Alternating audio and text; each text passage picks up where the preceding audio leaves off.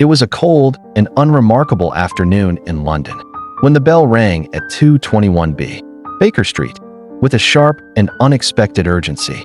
I, Dr. John H. Watson, had just returned from a solitary walk and found Sherlock Holmes deep in a violin solo, eyes half closed, the bow whispering across the strings like a ghost in a cathedral.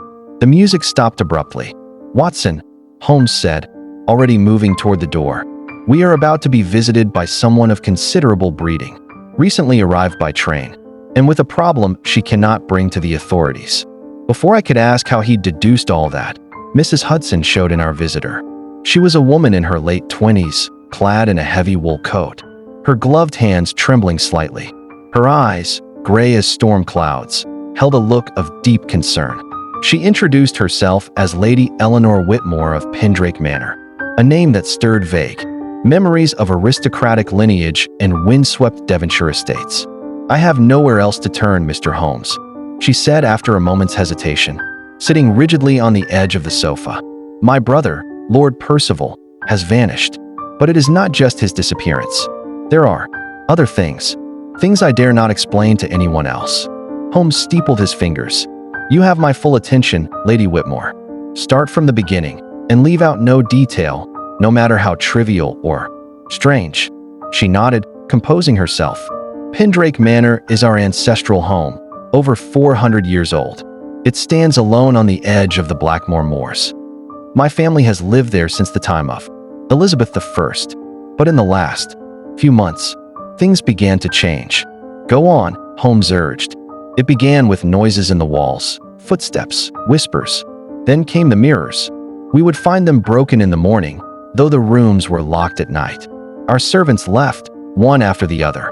And then, my brother Percival, he started behaving strangely, speaking in riddles, locking himself in the old library, reading our grandfather's journals obsessively." She paused. "Then, 1 week ago, I awoke to find him missing. His room was locked from the inside.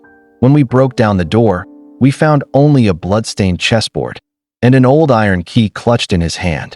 "Curious," Holmes murmured. "And no sign of forced entry or exit?" "None. The window was latched. The door had to be broken open." "Did you keep the key?" She reached into her purse and retrieved it, a heavy iron artifact, unusually cold to the touch. Holmes examined it, his fingers dancing over the engraved sigils. "This is not a door key," he murmured. "It's ceremonial, perhaps even a crypt key." "Fascinating," Lady Eleanor continued. "There is also the family legend about a secret chamber beneath the manor, hidden since the 1700s. My brother believed it was real. He believed it held something dangerous, something that cursed our bloodline." Holmes leaned forward, his eyes gleaming. "And you believe he was onto something real?" She hesitated. "Mr. Holmes, I do not know what I believe anymore, but I fear for his life. I fear he was taken by whatever haunts that house." We exchanged a glance. Holmes rose abruptly and turned to me. "Pack your bag, Watson. We leave for Devonshire tonight." Pendrake Manor, Devonshire, the following morning. The moors rolled like a sea of gray, mist curling over the hills like smoke from an ancient fire. The carriage ride from the station to Pendrake was long and silent, Eleanor staring out the window as the house emerged, gothic, sprawling, its stone face weathered by time. Gargoyles perched atop the gables, and ivy strangled the walls like nature trying to reclaim a curse. Holmes studied the structure keenly. "Note the symmetry of the windows, Watson. It suggests hidden architecture, perhaps sealed corridors or false rooms." Inside, the manor was colder than the air outside. A maid named Bridget, the only servant who had stayed, greeted us with wide, fearful eyes. "There's things in this house, sir," she whispered to me as she took our coats. "You'll see. They don't want to be found." Holmes began his inspection in Lord Percival's chamber. The room was large, with tall bookshelves, a canopied bed, and a wide oak desk. On the floor near the fireplace was the chessboard. The board was stained, but the pattern of pieces was intact. Holmes bent low. "Curious. Black bishop overturned. Queen sacrificed." He paused. "A message, perhaps? A warning." He then examined the window. Still latched. Dust on the sill undisturbed. Holmes tapped the walls and floorboards, listening, then nodded toward a book on the desk. It was one of the old journals, marked Whitmore, 1772. We sat together as Holmes flipped through the brittle pages. It was the diary of Thaddeus Whitmore, an ancestor obsessed with alchemy, secret orders, and a group known only as the Silent Covenant. The key connects to this, Holmes muttered.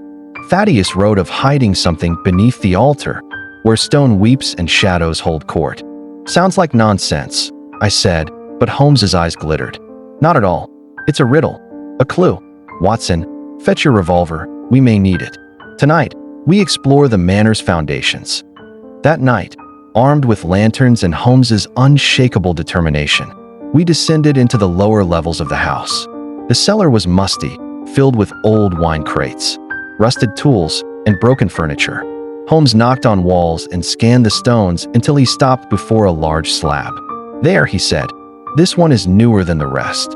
With effort, we pried it loose, revealing a narrow stone corridor that sloped downward. Cold air rushed out, and even Holmes looked momentarily unsure. We stepped into the dark. The tunnel led to a subterranean chamber unlike anything I'd seen. Carvings adorned the walls, symbols of suns, ravens, and chained hands.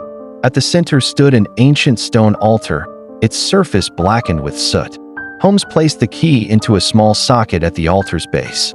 With a click and a grind, part of the floor shifted. Beneath the altar was a space barely large enough for a man to lie down. And there, wrapped in a decaying cloak, was a skeleton. But the real shock came from what lay in its hands, a scroll case, sealed in wax bearing the Whitmore crest. Holmes broke the seal and unrolled it. The parchment inside bore a single phrase: "The Queen must fall, or the Covenant will rise again." What does it mean? I asked. Holmes frowned. I suspect we are dealing with a centuries-old conspiracy, and if Percival was close to uncovering it, then someone in this house might have wanted him silenced. He looked toward the shadows behind us, and I fear they may still be watching. Back in the warmth of the drawing room, the flickering fire failed to dispel the chill that clung to our bones after the discovery beneath the altar. Lady Eleanor sat stiffly in a high-backed chair, her face pale as Holmes recounted our findings. "A skeleton," she repeated softly, "and a warning written centuries ago." Holmes nodded. Yes, the scroll bore a cryptic message: "The Queen must fall, or the Covenant will rise again." I suspect this Queen refers not to Her Majesty Victoria, but to something or someone symbolic. The chessboard, I added. Percival left the scene with the Queen sacrificed. Perhaps it was a message, a way of saying he uncovered something dangerous. Holmes paced the room, hands clasped behind his back. We must consider the obvious. If the Covenant still exists, and I believe it does, then someone within these walls may be working to protect its secrets. We cannot rule out anyone, not even the family's close confidants. Eleanor stiffened. You mean, one of us? I mean precisely that, Lady Eleanor. She looked away, her voice trembling. There is one man, a family friend. He's been with us for decades, my father's most trusted advisor, even after his passing. His name is Mr. Alastair Grimsby. Holmes raised an eyebrow, a familiar surname in political circles. A man of considerable discretion, no doubt. Yes, but lately, he has changed. He's become guarded, secretive. He asked Percival strange questions about our grandfather's journals, the architecture of the manor. I overheard them arguing, the day before Percival vanished. Holmes's eyes sharpened. Then we must speak with Mr. Grimsby. Later that afternoon, Mr. Alastair Grimsby greeted us in the West Wing library. He was an elderly man with a stooped posture and piercing blue eyes, dressed in a dark suit that seemed a size too large for his thinning frame. Lady Eleanor tells me you are investigating Lord Percival's disappearance, he said, offering no pleasantries. A tragic affair, but I assure you, young men of his age often find the pressures of legacy too heavy. Holmes was unbothered by the deflection. Indeed, and yet, it's curious that those pressures would manifest in blood-stained games and sealed crypts beneath ancestral homes. Grimsby blinked slowly. I beg your pardon. Holmes smiled slightly. You are aware of the legend of the Silent Covenant? Grimsby stiffened. A ghost story, nothing more. I find that difficult to believe, given that we located the very altar where it once convened, and found a corpse with a scroll that suggests their work may not be done. For a moment, Grimsby's mask faltered. His gaze dropped. "That chamber should have remained sealed," he muttered under his breath. Holmes seized the moment. "So you do know of it?" "I know enough, Mr. Holmes." Grimsby looked up, voice hard. "Enough to say that some doors were never meant to be opened. Whatever you found beneath the manor should have stayed buried. My only wish is to protect this family from the past, and from those who would use it." Holmes leaned forward. "Then help me. Tell me what Percival was trying to uncover." Grimsby hesitated, then sighed. "He found a journal belonging to your great-grandfather Thaddeus Whitmore. It was encoded. He believed it contained directions to a second chamber, deeper still. He became obsessed. He stopped sleeping, stopped eating. Said he heard voices, saw figures watching him. He was being followed?" I asked.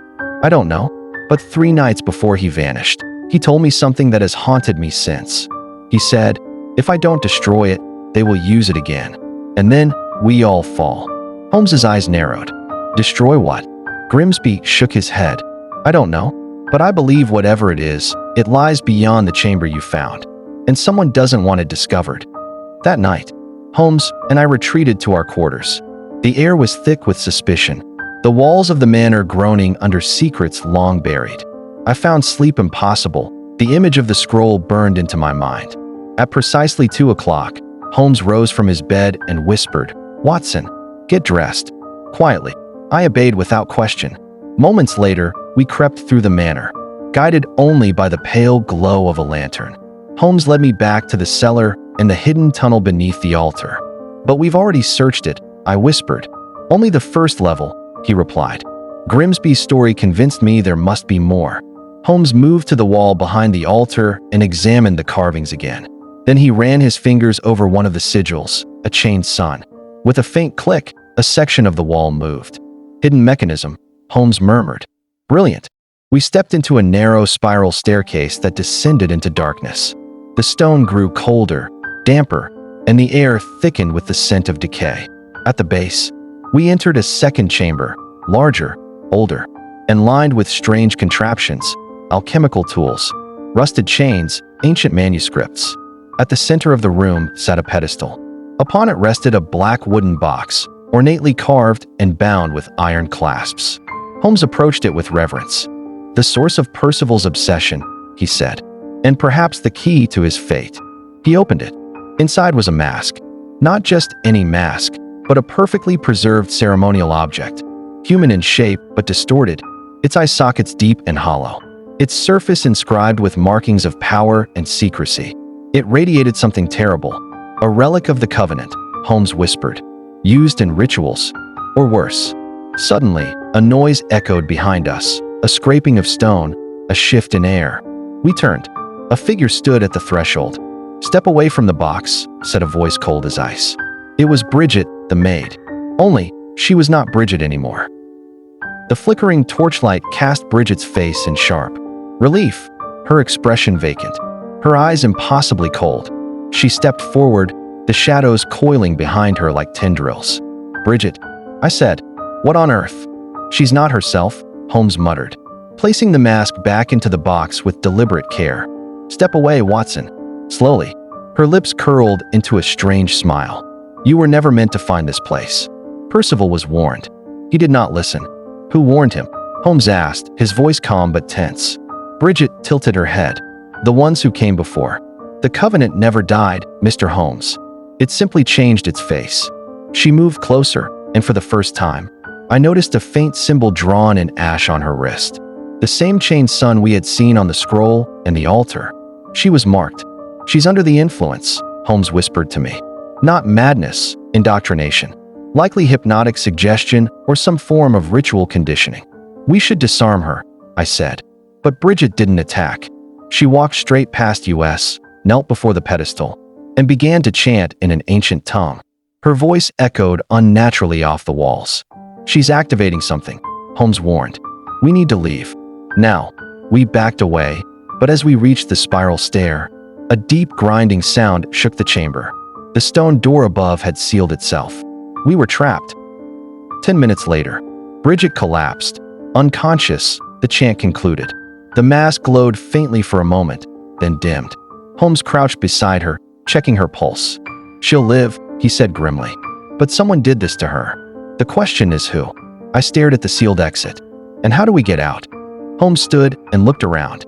Old temples often had more than one escape route.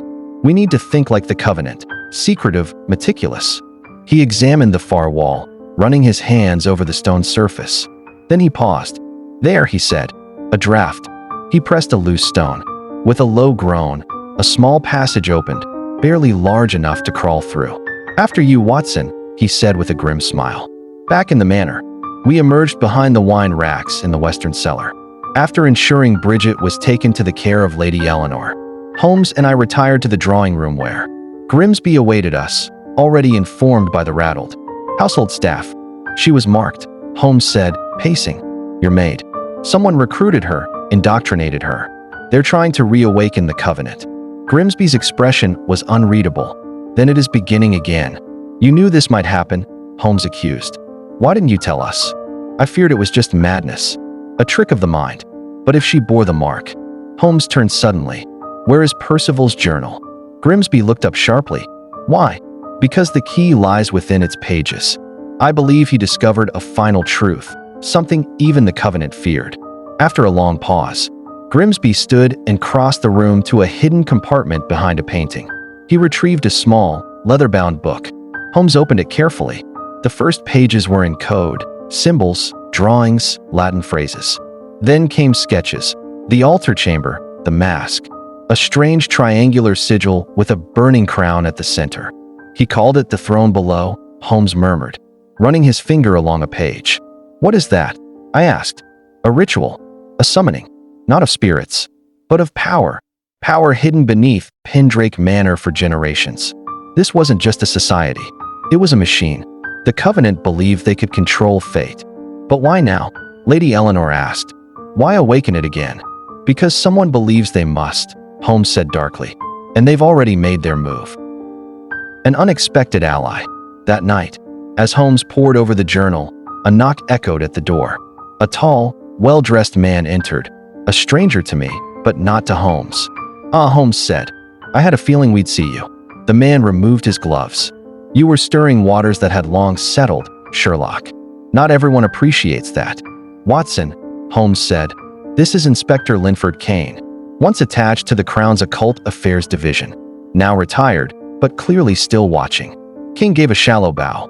The Covenant was never fully dismantled. Certain figures in Parliament ensured it remained dormant. But if the mask has resurfaced, it means one thing. They're preparing to choose a new leader. Holmes's eyes gleamed. A new throne below? Kane nodded. Yes. And whoever wears that mask will not merely inherit a legacy. They will command loyalty from those still hiding in government, academia, and finance. Then we must destroy it, I said. Kane held up a hand. Careful. If we make a move, they'll know. And they will kill to stop us. Holmes stared at the flickering fireplace. Then we draw them out. Let them reveal themselves. Kane leaned forward. You'd need a trap. Holmes smiled. We already have one. The Gambit. The next evening, under Holmes's guidance, we staged a deception. Word was leaked, through Grimsby, and a few carefully chosen staff, that the mask would be taken by carriage to London and presented before the Royal Society. Instead, Holmes placed a replica mask in the case and arranged a midnight departure from the manor. We hid in a nearby grove, watching as the coach rattled away under torchlight. Barely 10 minutes later, 3 riders emerged from the tree-line and pursued the carriage. They've taken the bait, Holmes said. We returned to the manor and waited. The betrayer. At 1:13 a.m., the manor's bell rang once. A signal. Holmes, Kane, and I crept through the halls, moving silently toward the west wing. There, by candlelight, stood a figure before the empty pedestal. Mr. Grimsby. He held the real mask in his hands, whispering something to it. Holmes stepped forward. So it was you. Grimsby didn't flinch. I tried to stop it. But the Covenant. It was never just a society. It was a belief. A destiny. Percival tried to destroy it. I had no choice. You killed him, I said. Grimsby nodded slowly. He would have brought ruin. I offered him a way out, but he refused. He broke the Covenant and paid the price. Holmes approached slowly. And now what? You crown yourself? No, said Grimsby. I crown her. He turned. Lady Eleanor stood in the shadows, shocked, horrified. He believed in you, Eleanor. You have Whitmore blood. The legacy is yours. She recoiled. You're mad.